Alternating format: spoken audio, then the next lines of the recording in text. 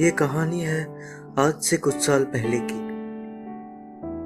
उन दिनों मैं कोलकाता से लगभग 5 मील के दूरी पर एक गांव में रहता था। मुझे कभी कभी काम की वजह से शहर जाना पड़ता था। उस समय मेरे पास एक पुरानी बाइक थी।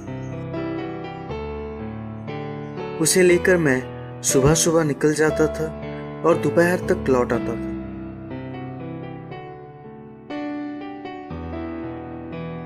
एक दिन काम ज्यादा रहने के कारण लौटते लौटते शाम हो चुकी थी। मुझे अभी भी याद है, वो पूनम की रात थी। शहर से गांव लौटने के रास्ते में एक छोटा सा जंगल आता था। मैंने सुना था उस जंगल में भेड़ियों का आतंक है, तो मैं थोड़ा तेज बाइक चला रहा था। तभी अचानक से मुझे जंगल के बीच में एक छोटा सा बच्चा दिखा। मैंने बाइक रोक के उससे पूछा, कौन हो तुम और इतनी रात को अकेले यहाँ क्या कर रहे हो? इंतजार। किसका इंतजार? बहन का।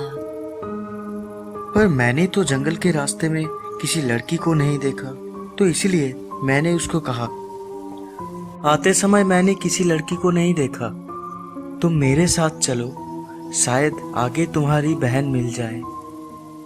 वो बिना कुछ कहे मेरे बाइक पे आके आगे बैठ गया। फिर मैं बाइक स्टार्ट कर दिया और कुछ ही दूर जाके मुझे एक लड़की दिखी। देखो, तुम्हारी बहन मिल गई। लेकिन अजीब बात यह है कि दोनों के चेहरे पे एक दूसरे से मिलने की कोई खुशी ही नहीं थी। वो लड़की चुपचाप आके मेरे पीछे बैठ गई और मैं उन दोनों को लेकर गांव के ओर चल पड़ा। अचानक से मुझे थोड़ी ही दूर से भेड़िए की चिंगाड़ने की आवाज आई। ये सुनकर मैं डर गया और गाड़ी की स्पीड बढ़ा दी। तभी मुझे महसूस हुआ कि मेरे पीछे बैठी लड़की मेरे कान के सामने जोर जोर से सांस ले रही थी। फिर मेरी नजर सामने बैठे बच्चे की तरफ गई और मैंने देखा कि वो बच्चा धीरे धीरे बड़ा हो रहा था और उसके हाथ बालों से ढकते जा रहे थे।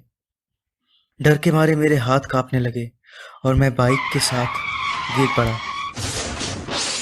मैं कुछ देख नहीं पा रहा था, लेकिन महसूस कर पा रहा था कि कोई बड़ा सा जानवर मेरे आगे पीछे घूम रहा है। उसके बाद मुझे कुछ याद नहीं, और फिर जब मेरी आंख खुली तो मैंने देखा